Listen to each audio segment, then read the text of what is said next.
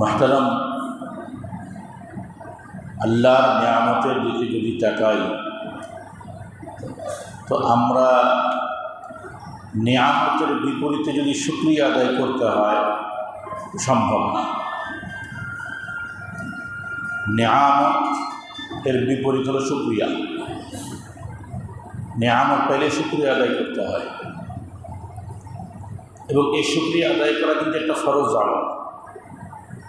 শুকরিয়া আদায় করা এটা কি ফরজ আমল। এখন কার কেমন ফরজ, যার উপর যেমন নিয়ামত। আপনি যেই নিয়ামত পাইছেন সেই নিয়ামতের শুকরিয়া আদায় করা ফরজ।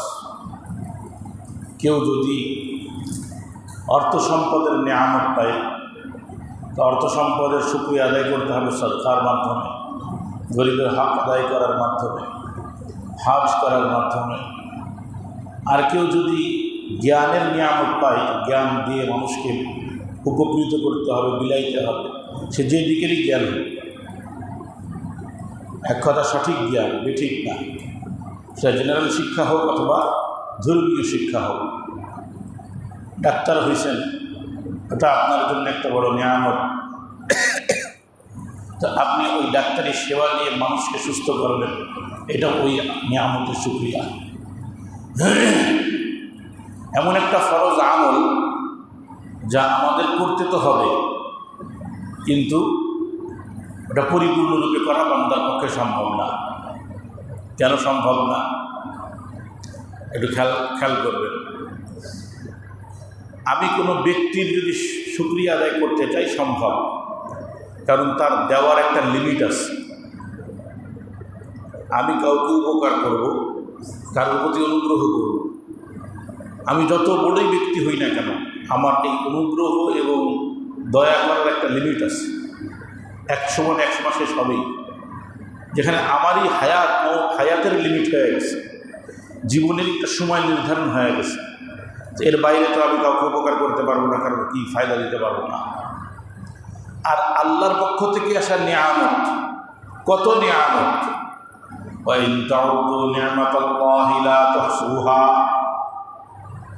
আল্লাহ বলতেছেন, যদি আমার নিয়ামতের গণনা করতে চাও কখনোই গণনা করে শেষ করতে পারবা না।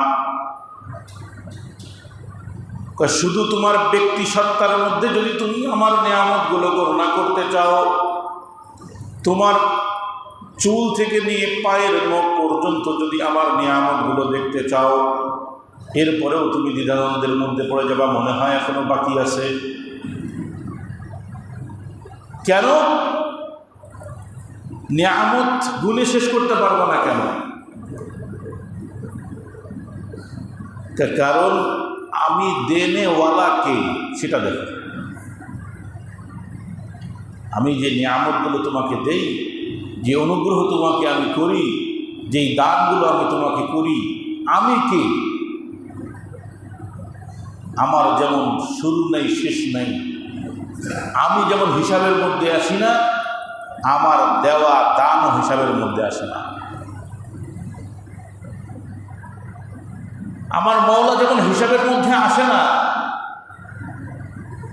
ঠিক আমার মওলার দেওয়া অনুগ্রহ, মওলার দেওয়া দানও হিসাবের মধ্যে আসবে না। এই জন্য বলছো আমার দেওয়া অনুগ্রহ যদি হিসাব করো, ছোট্ট একটা নিয়ামত ধরো, ওই নিয়ামতের শুকরিয়া যদি আদায় করতে হয়, কিছু না, তুমি যে শ্বাস নিতেছো আর ছাড়তেছো।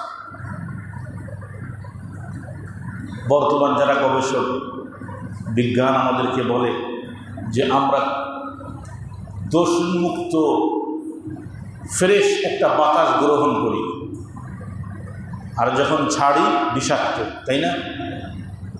তো বিষাক্ত বাতাস ছাড়তেছি আর ভালো বাতাস নিতেছি। এত প্রাণী, মানুষ শুধু নয়, প্রাণী সবার একই কথা, ভালো বাতাস নেয়, মন্দ বাতাস ছাড়ে। তো এত মন্দ বাতাস আমরা যখন ছাড়তেছি, নিঃশ্বাস ছাড়তেছি, তো সব বাতাস তো দূষিত হয়ে যাওয়ার কথা। কিন্তু আমার বাতাস ছেঁকে পরিশোধন করে আবার ভালো বাতাসে কে পরিণত করতেছে? একটা জিনিস নিয়ে চিন্তা করলে, তুমি যে সুস্থ আছো, তুমি যে ভালো আছো, তোমার চোখের নিয়ামতের কথা স্মরণ করো, শুধু চোখ, শুধু কানের নিয়ামতের কথা স্মরণ করো, শুধু জবানের নিয়ামতের কথা স্মরণ করো। যে কোনো একটা নিয়ামত যদি তুমি দেখো, একটা নিয়ামত যদি তুমি দেখো, তো জন্ম থেকে নিয়ে মৃত্যু পর্যন্ত আমার কুদরতি পায়ের উপরে সেজদা দিয়ে থাকলেও শুকরিয়া আদায় শেষ হবে না। শুকরিয়া আদায় করা ফরজ, কিন্তু পরিপূর্ণরূপে আদায় করা সম্ভব না। কেন সম্ভব না? কারণ যেই নিয়ামতের বিপরীতে আমি শুকরিয়া আদায় করব, যেই নিয়ামতের বিপরীতে, সেই দেনেওয়ালা তো মহান, যার শেষ নাই, সীমা নাই, কিন্তু আমার প্রত্যেকটা কাজের, প্রত্যেকটা বিষয়ের, প্রত্যেকটা আমলের একটা সীমা আছে। আমার কথা বুঝতেছেন তো? এই জন্য কি করণীয়? একটা ফরজ আমল শুকরিয়া আমি পরিপূর্ণরূপে আদায় করতে পারতেছি না, নিয়ামত পরিপূর্ণ পাচ্ছি, নিয়ামত পরিপূর্ণ পাচ্ছি, কিন্তু ওই নিয়ামত সমূহের মধ্যে ছোট্ট একটা নিয়ামত, শুধু আমার চোখ অথবা মুখ অথবা নাক অথবা কান, যে কোনো একটা নিয়ামত যদি আপনি নেন, ওই এক নিয়ামতের শুকরিয়া সম্ভব না আমাদের দ্বারা আদায় করা। আল্লাহ তাআলা বলেন, দেখ নিয়ামত দিছি, তোরে বানাইছি মহব্বত দিয়ে। তোরে বানাইছি কি দিয়ে? লাকাদ কাররামনা বানি আদম, ওরে বনি আদমকে তো আমি সম্মানিত করছি, চাইলে তো অন্য প্রাণীদের সম্মানিত করতে পারতাম।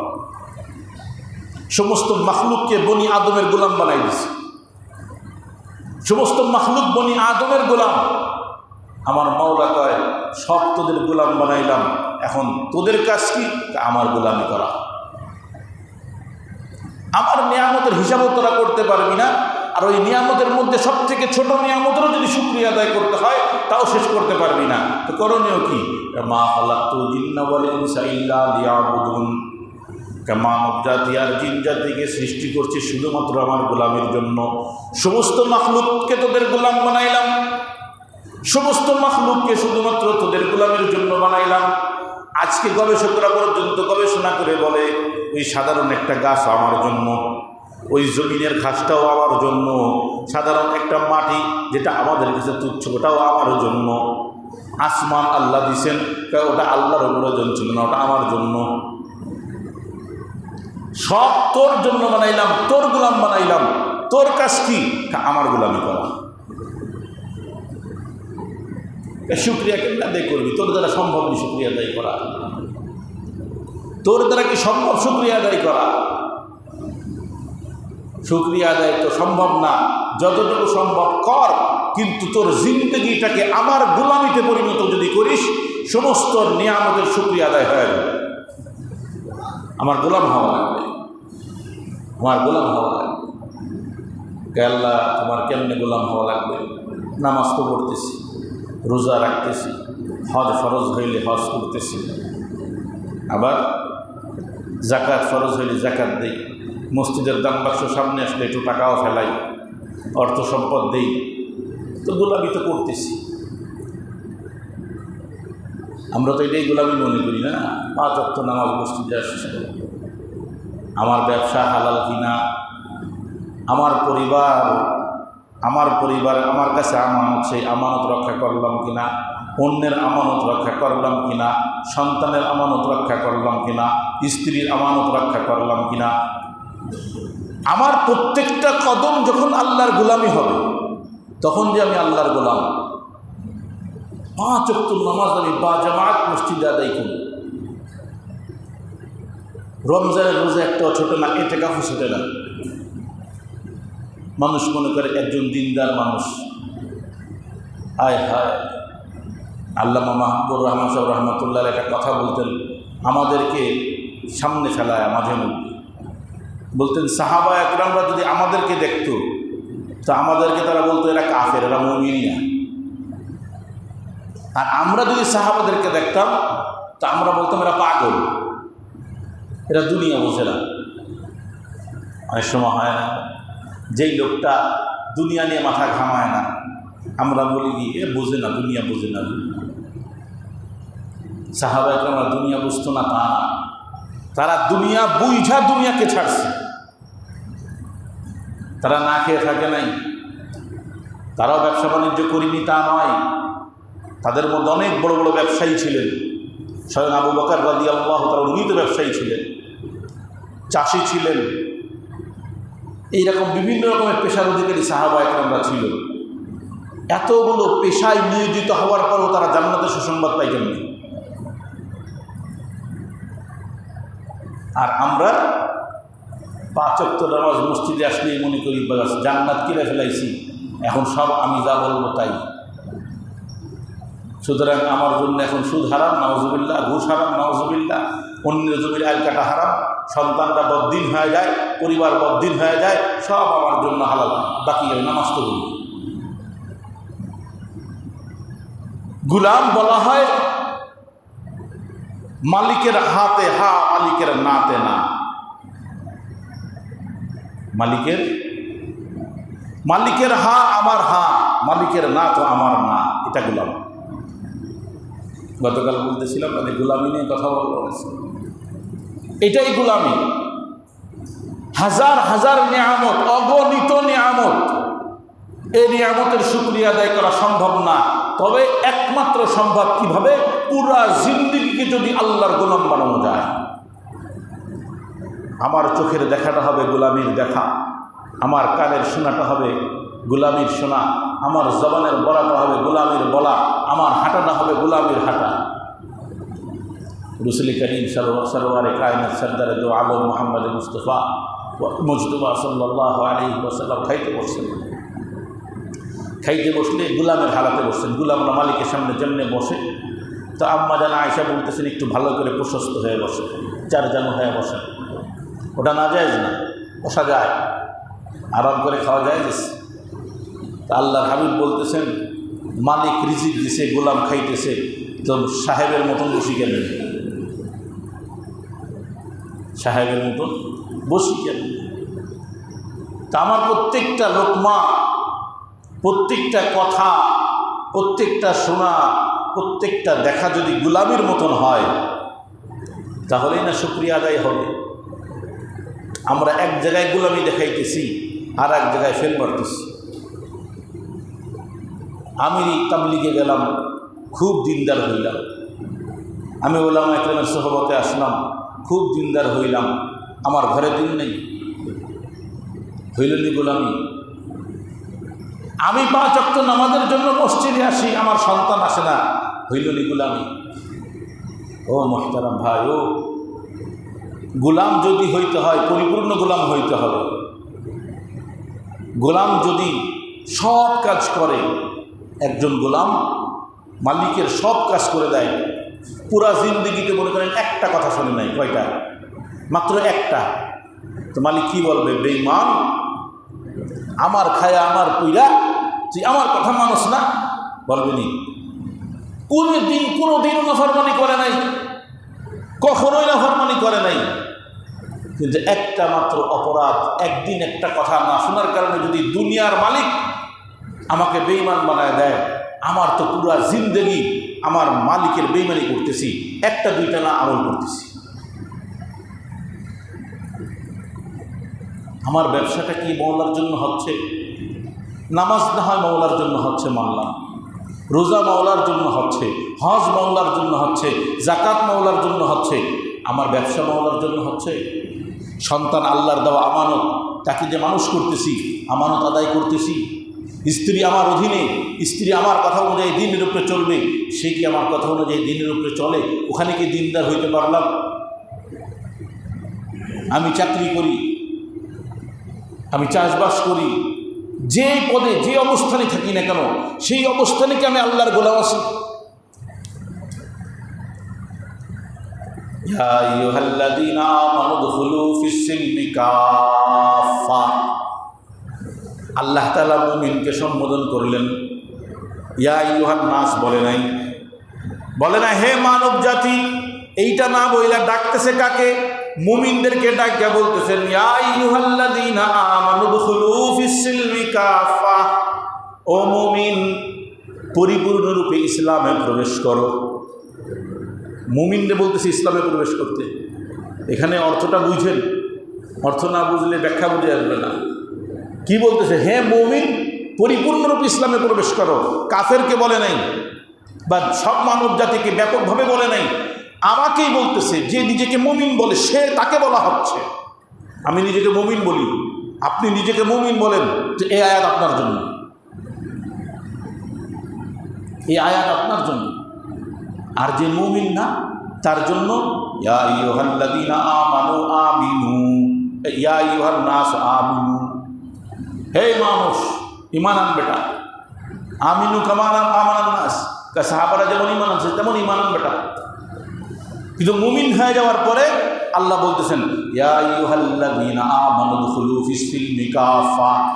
মুমিন যখন হইছো, নিজেকে যখন এক আল্লাহর গোলাম বইলা দাবি করছো, এখন পরিপূর্ণরূপে ইসলামে প্রবেশ করো। যদি খাঁটি গোলাম হতে হয়, আসলে প্রকৃতপক্ষে গোলাম হইতে হয় যেই মাকসাদ নিয়ে তোমাকে সৃষ্টি করেছিলাম, মা খালাকতুল জিন্না ওয়াল ইনসা ইল্লা লিয়াবুদুন, যে আমার গোলামের জন্যই কেবল তোকে সৃষ্টি করেছি। এই গোলামের পরিচয় যদি দিতে হয় আর পরিপূর্ণ খাঁটি গোলাম যদি হওয়া লাগে, তো আমার মাওলা বলেন উদখুলু ফিস-সিলমি কাফা, তুমি কি করো? ইসলামের মধ্যে পরিপূর্ণরূপে প্রবেশ করো। সুতরাং নামাজে মুসলমান, ব্যবসায় আমি মুসলমান না, হজে আমি মুসলমান, কিন্তু বন্ধুদের সাথে সফরে আমি মুসলমান না। কক্সবাজার সফরে যখন যাব তখন আমি মুসলমান না, হজের সফরে মুসলমান। হজের সফরে যদি তুমি মুসলমান হও, আল্লাহর গোলাম হয়ে থাকো, তো কক্সবাজার সফর যদি করো, ওটা না জায়েজ না, ওটা না জায়েজ না। তো ওখানেও আল্লাহর গোলাম হয়ে সফর করতে হবে। বাহিরে আপনি এসে হুজুরদের সাথে থাইকা আল্লাহর গোলাম হইলেন, ফ্যামিলির কাছে যায় আল্লাহর গোলাম না, কেমন হইল? এই জন্য পুরা জিন্দেগিকে আল্লাহর গোলামিতে যদি পরিণত করা যায়, তখন হবে প্রকৃতপক্ষে গোলাম। আর আল্লাহ বলেন, হ্যাঁ আমার গোলাম যদি হইতে পারিস, যে এই যে ভরপুর নিয়ামত, এ শুকরিয়া আদায় তোর দ্বারা সম্ভব না, কিন্তু শুধু গোলাম হয়ে, খাঁটি গোলাম হয়ে যদি দুনিয়ার থেকে বিদায় নিতে পারিস, তাহলে তোর আর সব শুকরিয়ার প্রয়োজন নেই। আমি মওলা তোর এই নিয়ামতের জন্য জান্নাতে ফয়সালা করে দিলাম। খাঁটি গোলাম হয়ে আসা লাগবে। আমি যেই জিনিসটা ধরাইতে চাচ্ছি আপনাদেরকে, বুঝেন খুব ভালো করে। আমি যেই জিনিসটা ধরাইতে চাচ্ছি, যে আমাদের অবস্থাটা হলো আমরা একদিকে গোলাম আর একদিকে বেঈমান। আমাদের বাহ্যিক অবস্থা কিন্তু এমনই। আমি ভিতরের দিলের খবর জানি না, আমি বাহ্যিক অবস্থার কথাই বলতেছি আপনাদের। আমার কথা আমি বলি, শুধু আপনাদের কথা না। আমি তো বড় গোলাম, আমি আবার গোলাম হওয়ার সাথে সাথে বড় অপরাধী। আমি ঈদের আগের দিন যখন ঈদের বিষয় নিয়ে আলোচনা দেখতেছি, তখন এই বিষয়টা নজরে আসছে। নজরে আসলে মনে হইলে এই জিনিসটা নিয়ে বলা দরকার, যে আজকে সমাজ ব্যবস্থাটা কেমন। আমরা সবাই এই যে কালকে দেখলাম সংবাদ করতেছি, যে ঈদগাহ ময়দানে ধর্মপ্রাণ মুসলমানরা, মুসল্লিরা কি নামাজ পড়তেছে। খেয়াল করেন, ধর্মপ্রাণ মুসল্লিরা, কয়জন ধর্মপ্রাণ আছে? আমি ওই সাংবাদিকের যে বক্তব্যটা আমার কানে যখন আসছে, তো আমার মাথার মধ্যে ঘুরতেছে। কথায় কথায় কিছু হইলে ধর্মপ্রাণ মুসল্লিরা তারাবি পড়তেছে, ধর্মপ্রাণ মুসল্লিরা ঈদ আদায় করতেছে। আমরা কতটুকু ধর্মপ্রাণ? ঈদের নামাজ যেই পরিমাণ সমাগম হয়, 5 ওয়াক্ত নামাজে সেই পরিমাণ সমাগম হয় না কেন? আপনি ঈদের দিন আল্লাহর গোলাম, আর বাকি দিন আপনি আল্লাহর গোলাম না। জুম্মার দিন মসজিদ ভরে যাবে, 2 তলা ভরে যাবে। বুঝলাম না হয় জুম্মার দিন বাইরে থেকে কিছু লোক আসে, কত লোক আসে না হয় ধরলাম 2 তলা পুরোটাই, তাহলে নিচতলা তো ভরা দরকার। এই মসজিদের কথাই বলি, যে আমি মাঝে মধ্যে 1-2 ওয়াক্ত যে পড়ি, অফিস খোলা থাকলেও 1.5-2 কাতার, তাহলে বাকিরা কোথায়?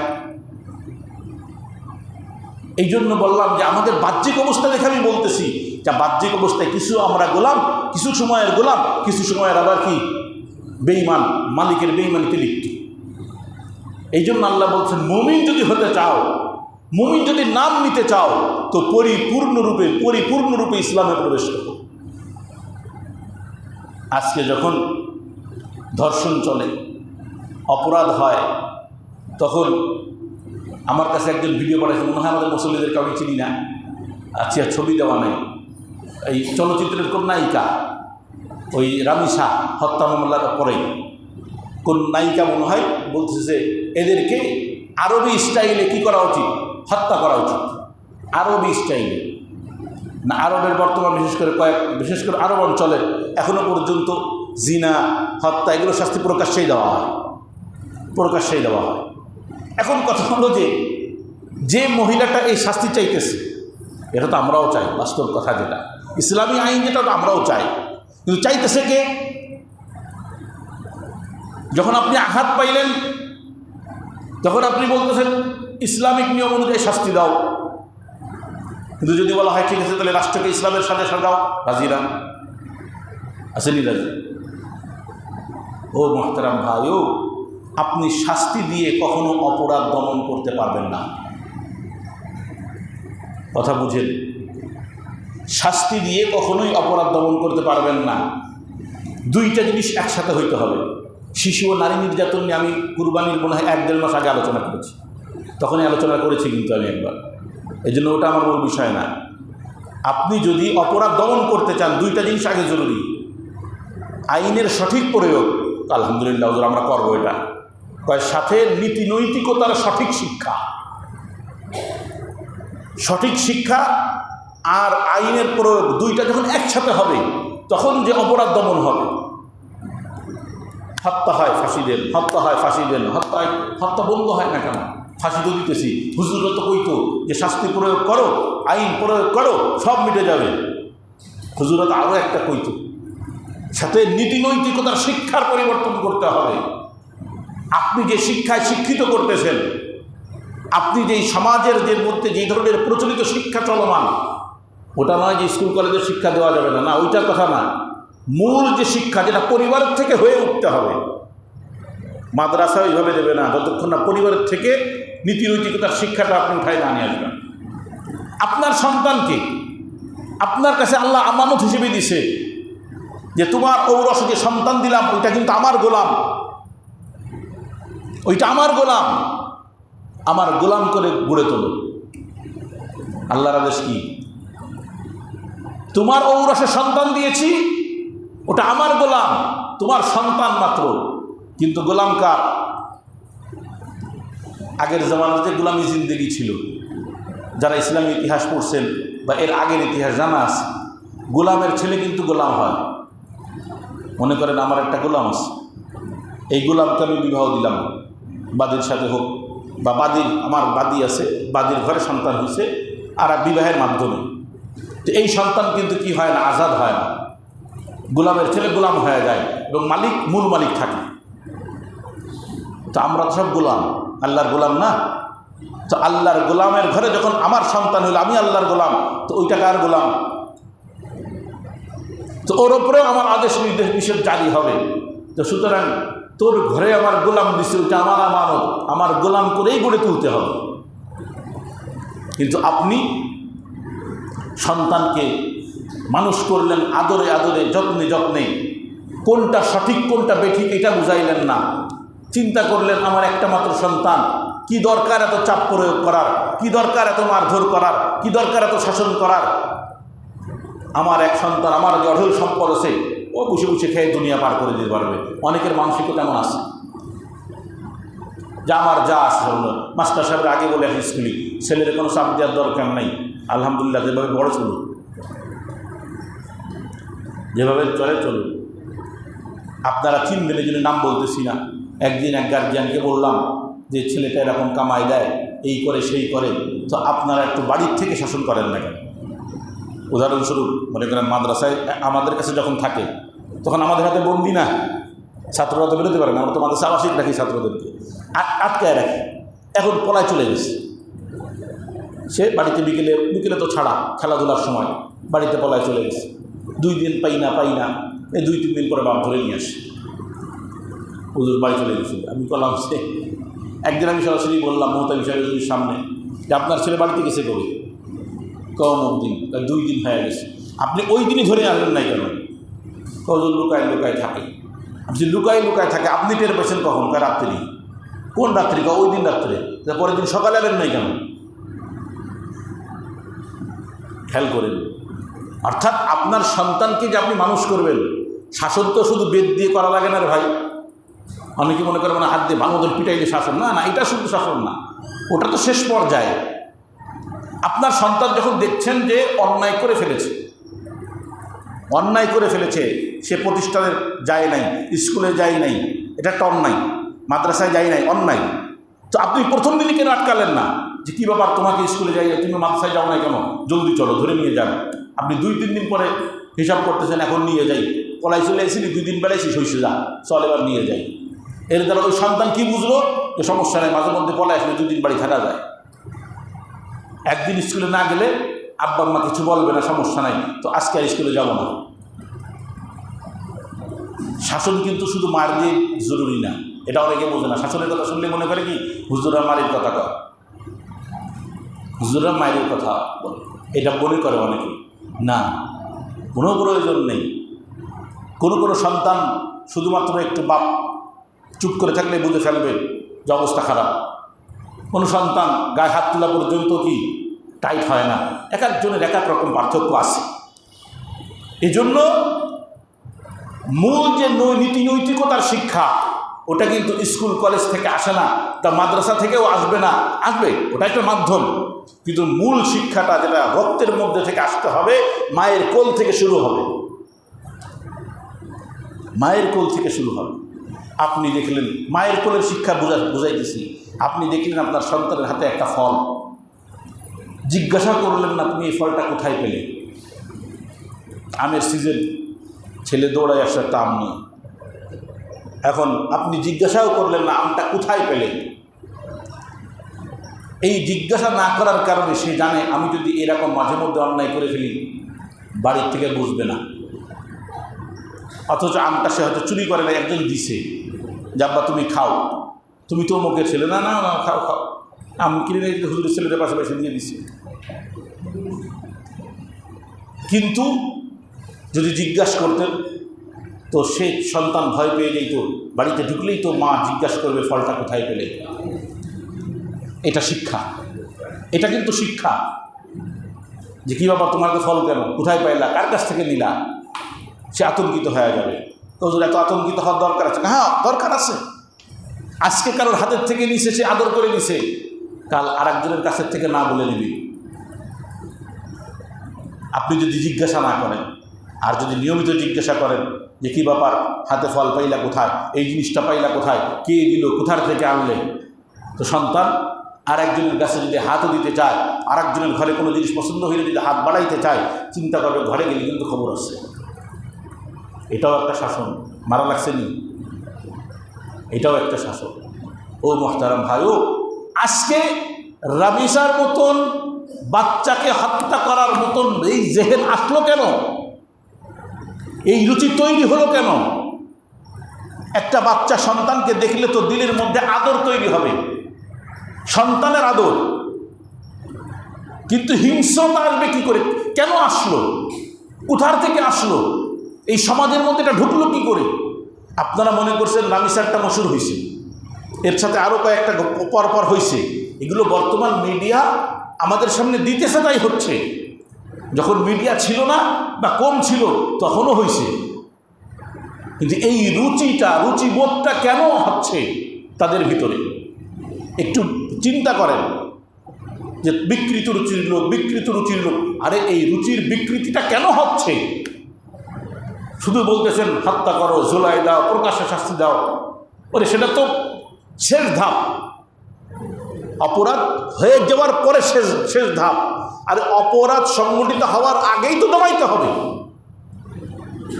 এই অপরাধগুলো করার জন্য এই জেহেন, এই মানসিকতা ওই খুনির ভিতরে কেন আসলো?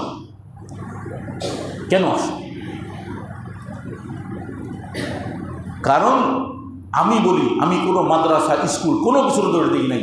আমি বলি ওই সন্তানের বা ওই ব্যক্তির, ওই অপরাধীর শুরু থেকে আপনারা যদি একটু অনুসন্ধান করেন, আমি কসম কাটলেও আমার কসম ভঙ্গ হবে না আশা করি। ওর শুরু জিন্দগিটা দেখেন, শুরুর থেকে সে নিয়ন্ত্রণহীন একটা পরিবারের ছেলে। খবর নিয়ে দেখেন, নিয়ন্ত্রণহীন অবাধ্য ছেলে হলে বাড়িতে বের করে দিতে হয় না। এটা অনেকে শাসন মনে করে, খুব ভালো শাসন করছি, ছেলে অবাধ্য, ধরে বাড়িতে বের করে দিলাম। এরপরে বাইরে যে কী করে খবর নাই। অবাধ্যরে ঘরে আটকায়া শাসন করতে হবে, না হলে তো গরু পাগলা যদি হয় সাইডে দিলে তো মানুষ মারবে বাইরে দিয়ে, তো সাইডে দিয়ে নাকি গলের মধ্যে আটকায় চলবেন। আমার কথা বুঝেন নাই মনে হয়। গরু পাগল হয়ে গেছে, তো পাগল হয়ে গেছে, যা আমার কন্ট্রোলে যখন থাকবি না দিই তোরে ছেড়ে দেওয়ার পরে যখন যে কটা মারবে কেস কাট কে খাইবে। এখন বাপ মাও দাবি করে ফাঁসি দিয়ে দেন। আরে তুমি এখন বাপ মা হয় ফাঁসির দাবি করো? ওই সন্তান জন্মের পরের থেকে এমনভাবে কেন মানুষ করতে পারলা না, বা এমনভাবে কেন কন্ট্রোল করতে পারলা না? কোথায় ঘাটতি ছিল, কোথায় কমতি ছিল? ওই একটা জায়গায় কমতি ছিল, যেই শিক্ষাটা মায়ের কোল থেকে হওয়ার দরকার ছিল, সেই শিক্ষাটা মায়ের কোল থেকে পাই নাই। যতই স্কুল কলেজে পড়ে করে, যতই মাদ্রাসায় পড়ো, আসল জায়গার থেকে শিক্ষা না আসলে কখনোই মাদ্রাসা মসজিদ দিয়ে আর স্কুল কলেজ দিয়ে মূল শিক্ষা আপনি কখনোই সন্তানকে দিতে পারবেন না। আল্লাহ আল্লাহ আল্লাহ। শেষ যে মেসেজটা দিতে চাই, সময় শেষ। পরিবারের ভিতরে এ চিন্তা করিলেন না যে একজন টিউটর রেখে পড়ায়া ভালো পড়ালেখা করাবো, না, বরং নিজের সন্তানের দায়িত্ব নিয়ে নিজের মতন করে শিক্ষা দিয়ে গড়ে তোলেন। যেই শিক্ষার দ্বারা সন্তানের জেহেন তৈরি হবে, যেই শিক্ষার দ্বারা সন্তানের সমাজ তৈরি হবে, কোনটা ভালো কোনটা মন্দ, যার দিলের মধ্যে চিন্তাও আসবে না যে 5-7 বছর একটা বাচ্চাকে দেখলেও তার মধ্যে যে কামনা তৈরি হবে, এই কামনার কল্পনাও সে করবে না। এই জন্য বর্তমান সমাজের মধ্যে সমাজ ব্যবস্থাপক যারা, শুধু তারা নয়, বরং প্রত্যেকটা ঘরে, প্রত্যেক ব্যক্তিই তো সমাজ ব্যবস্থাপক। আমি আমার ঘরে, আপনি আপনার ঘরে, আপনি আপনার ঘরে, প্রত্যেকের সমাজ ব্যবস্থাপক। আপনার পরিবার যদি আপনি গড়ে তোলেন সুন্দর করে, তাহলে তো নষ্ট হওয়ার ভয় নেই। মুহতারাম, শাস্তি যেভাবেই হোক না কেন, যেভাবেই দেন না কেন, আইন প্রয়োগের সাথে সাথে যদি সমাজের মধ্যে নীতিনৈতিকতার মূল শিক্ষাটা থাকে, আল্লাহর গোলাম আমি, এই গোলামের শিক্ষাটা যদি মূলত থাকে, এই নীতিনৈতিকতার মূল শিক্ষা এটাই, আমি যে আল্লাহর গোলাম হয়ে আমি দুনিয়াতে আসছি, দুনিয়া থেকে আল্লাহর গোলাম হয়ে বের হব, এই শিক্ষা যদি থাকে, আর হঠাৎ যদি কখনো কেউ অঘটন ঘটায় ফেলে আর তার উপরে শাস্তি প্রয়োগ হয়, আইন প্রয়োগ হয়, তো দুইটা যখন একসাথে হবে তখন সমাজ সুন্দর হবে, অপরাধ দমন হবে। আপনি চিন্তা করে দেখছেন যে রামিসার বাবা যখন বলল যে আমি কেস করার কোনো দরকার নাই, আপনারা কিছুই করতে পারবেন না, বুঝছে না? খুব আঘাত লাগছে, কিন্তু আমার না, শুধু আপনাদের যারাই এই ভিডিওটা দেখছে আঘাত লাগছে সবার, যে কতটুকু পরিমাণ নিরাশ হলে একজন বাবা বলতে পারে যে না, কোনো দরকার নাই, কিছুই হবে না। মানুষ তো ওই সময় ক্ষোভে ফুসবে, বাবা ওরে পাইলে তো হত্যা করতে চাইবে, আরও সবাই বলবে আমরা সঠিক বিচার চাই, আর সে বলছে না, আমি বিচার আর কি চাবো, এই কয়েকদিন গেলেই তো শেষ। মানুষের বানানো আইন এটাই হবে স্বাভাবিক, ফাঁক ফোকর থেকেই যাবে। মুহতারাম, পরিবারের ভিতরে দিন ঢুকান, সন্তান করে থাকা অবস্থায় দিন ঢুকান, স্ত্রীকে ঘরে আনার আগেই দিন ঢুকান, তাহলে যে সংসার সুন্দর হবে, সমাজ সুন্দর হবে। ও মুহতারাম ভাইও, এই জন্য ঘরের এমন না যে আপনার পরিবার এখন মাদ্রাসায় ভর্তি করাবেন, ছেলেকেও মাদ্রাসায় ভর্তি করাবেন, না না না, কোরআনের শিক্ষাটা দিতে হবে অবশ্যই, এটা ফরজ। ও আপনি বাঁচতে পারবেন না, এটা ফরজ ইবাদত, কোরআনের শিক্ষা দেওয়া, আর কোরআনের শিক্ষায় শিক্ষিত করা, দিনদার হওয়া। আপনি একজন ডাক্তার, ব্যারিস্টার, উকিল হয়েও কোরআনের শিক্ষায় শিক্ষিত হতে পারেন, দিনদার হইতে পারেন, ফ্যামিলির মধ্যে দিন নিতে পারবেন। ওই শুধু একটাই কাজ, যে আপনার পরিবারকে দিন অনুযায়ী গড়ে তোলার জন্য ঘরের ভিতরে দিনই পরিবেশ তৈরি করেন। বর্তমান আধুনিক জামানা, এই জন্য মোবাইলের উপরে মানুষ নির্ভরশীল, না না, একটু আগের জামানায় থাকেন, সবাই জামানায় নিয়ে আইসেন না। ইসলামিক বইপত্র যেগুলো আছে কতজনের ঘরে, শুধু এতটুকু প্রশ্ন করি, কতজনের ঘরে আছে যে কোরআনের একটা বাংলা তরজমা আমার বাড়িতে থাকবে, আমি একটু মাঝে মধ্যে খুলে পড়ব? কয়জন আছে? তাফসিরের কিতাব সব বাদ দিলাম, কিছু দ্বীনি কিতাব যে আমার স্ত্রীর জন্য উপকার হবে, আমার সন্তানাদের জন্য উপকার হবে, এই জন্য উলামা একরামের সাথে মশওয়ারা করে, উলামা একরামের সাথে পরামর্শ করে আপনারা এই জিনিসগুলো একটু খেয়াল রাখবেন যে কিছু দ্বীনি কিতাব যেন আমার ঘরে ঢোকে, কিছু দ্বীনি কিতাব। এই যে গত সরকার আর কি, এই সরকারের সময় যিনি ধর্ম উপদেষ্টা ছিলেন ডাক্তার আফামা খালেদ হুসাইন সাহেব দামাত বারকাত, অনেক বড় মাপের আলেম। ওনার একটা কিতাব আছে ইসলামী বিধিবিধান, খুব সংক্ষিপ্ত একটা বইয়ের ভিতরে উনি ইসলামের মৌলিক বিধানগুলো নিয়ে আসছেন, এবং এটা উনি লিখে দিয়েছেন আর কি, কিন্তু ছাপাইছে অন্য একটা কোম্পানি, এই প্রকাশনী। তো এই কিতাবটার ভিতরে আমাকে এই কিতাবটা পৌঁছাইছেন প্রকাশক যিনি পৌঁছাইছেন হলো প্রায় আরও 5-7 মাস হয়ে গেছে। উনি বলছে এই বিষয়ে একটু বলেন, মানুষের নাম আগে পড়ে নিই। তা আমি এতদিন পড়তেছিলাম, ওটা সরসরি নজরে পড়ছি, ভাষা নজরে পড়েছি। তো দেখেছি একজন পরিবারে শুধু ইসলামিক বিধানগুলো মানতে মৌলিক ওই একটা কিতাবই যথেষ্ট, একটা কিতাবই যথেষ্ট। আমি বলতেছি না কিতাবের এক দিতেছি না যে আপনারা ওটা কেনেন, বললাম এক উদাহরণস্বরূপ একটা। অনুরূপভাবে আপনার দারুল রশাদ মাদ্রাসার শেখুল হাদিস লিয়াকত আলী সাহেবের কিতাব আছে যে মুসলিম নারীর জীবন। আমার ঘরের স্ত্রীর জন্য এটা কত জরুরি, আমার ঘরের স্ত্রীর জন্য এটা কত জরুরি। কিন্তু আমরা এখন অন্য এক জগতে আসছি, সব কিছু মোবাইলে আসছে, বাস মোবাইলের জগৎ। আচ্ছা, মোবাইলও যদি রাখেন, সেই মোবাইলও হকপন্থী যারা আলেম, হক্কানি আলেম, তাদের বয়ানগুলো বাসায় ছাড়েন, যেগুলো শোনো কিছু ফায়দা হোক। মুহতারাম, এই জন্য মূল কথা হলো যে আগে পরিবারের থেকে মূল শিক্ষাটা আসবে, পরিবারের থেকে যদি মূল শিক্ষাটা গড়ে না তোলেন, এবং আপনার সন্তান আপনার পরিবার কার সাথে মিশতেছে, কোথায় যাচ্ছে, কি করতেছে, 24 ঘন্টার খবর রাখা উচিত। একজন বাবার নজরে সন্তানের 24 ঘন্টা রুটিন থাকতে হবে, একজন মায়ের নজরে সন্তানের 24 ঘন্টা রুটিন থাকতে হবে, যে আমার সন্তান কি করে, কোথায় যায়, কি খায়, কি করে। এটা তো বাপমার দায়িত্ব, এটা বাপমার দায়িত্ব। মুহতারাম, এই জন্য আল্লাহর সন্তানকে আল্লাহর গোলাম বানান, স্ত্রীকে আল্লাহর গোলাম বানান, নিজে আল্লাহর গোলাম হন, তাহলে সমাজ সুন্দর হবে। আপনি এক জায়গায় শুধু ধর্ম মানবেন, আর এক জায়গায় ধর্ম মানবেন না, আর এক জায়গায় ধর্ম মেনে বলবেন ধর্মপ্রাণ মুসল্লি। ভাফাও কথা, ধর্মপ্রাণ মুসল্লি কেমনি? নামাজের সময় আপনি মুসল্লি হইলেন, ধর্মপ্রাণ হইলেন, আর মসজিদ থেকে বের হয়ে যাওয়ার পরে ধর্ম শেষ না? মসজিদ থেকে বের হলেও ধর্ম থাকা লাগবে, তখন যে আপনি খাঁটি মুসল্লি, ধর্মপ্রাণ মুসল্লি। আল্লাহ তাআলা আমাদেরকে তৌফিক দান করুন। আখিরু দাওয়ানা আলহামদুলিল্লাহি রাব্বিল আলামিন। যারা সুন্নাহ পড়ি না